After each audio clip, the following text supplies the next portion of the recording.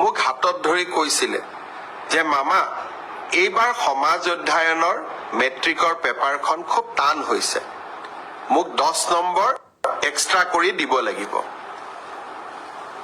নগাঁৱলৈকে যাওঁতে 16 তাৰিখে নগাঁৱত গৈছিলো, তাতো এগৰাকী ভাগিনে এনেকেই কথা ক'লে, আৰু বৰদোৱাতো আন এগৰাকী ভাগিনে একেই কথা ক'লে যে সমাজ অধ্যয়নৰ পেপাৰখন এইবাৰ মেট্ৰিকত খুব টান হৈছিলে। মই প্ৰত্যেকটো কথাই চিৰিয়াছলি লওঁ।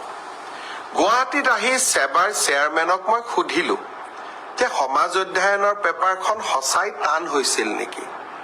সেবাৰ অধ্যক্ষ ডাঙৰীয়াই মোক ক'লে যে প্ৰশ্নখনৰ পেটাৰ্ণ বদলিছে, যোৱা বছৰো প্ৰশ্নখনৰ পেটাৰ্ণ বদলোৱা হৈছিল আৰু এইবাৰো পেটাৰ্ণটো বদলোৱা হৈছে যাতে ছাত্ৰ ছাত্ৰীসকলৰ জেনেৰেল নলেজৰ পৰীক্ষা সেবাই ল'ব পাৰে।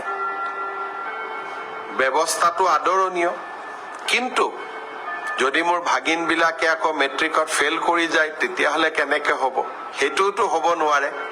সেইকাৰণে মই সেবাৰ অধ্যক্ষক মই অনুৰোধ কৰিছো যে আপুনি চাব, যদি মোৰ ভাগিনবিলাকৰ পৰীক্ষা সমাজ অধ্যয়নখনত বেয়া হয় কিন্তু আন পেপাৰবিলাকত ভাল হয়, তেতিয়াহ'লে এইবাৰ সমাজ অধ্যয়নত আমি সকলোকে অতিৰিক্তকৈ কিবা নম্বৰৰ ব্যৱস্থা কৰি হ'লেও ভাগিনসকলক মেট্ৰিক পাছ কৰাৰ সুবিধা কৰি দিব লাগিব।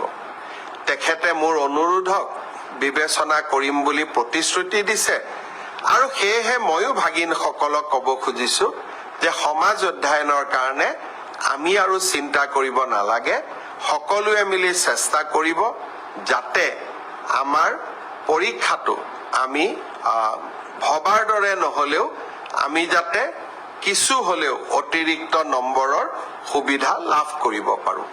মই ভাবো যে এই ঘোষণাটোৱে ভাগিনসকলৰ চিন্তা কিছু দূৰ কৰিব।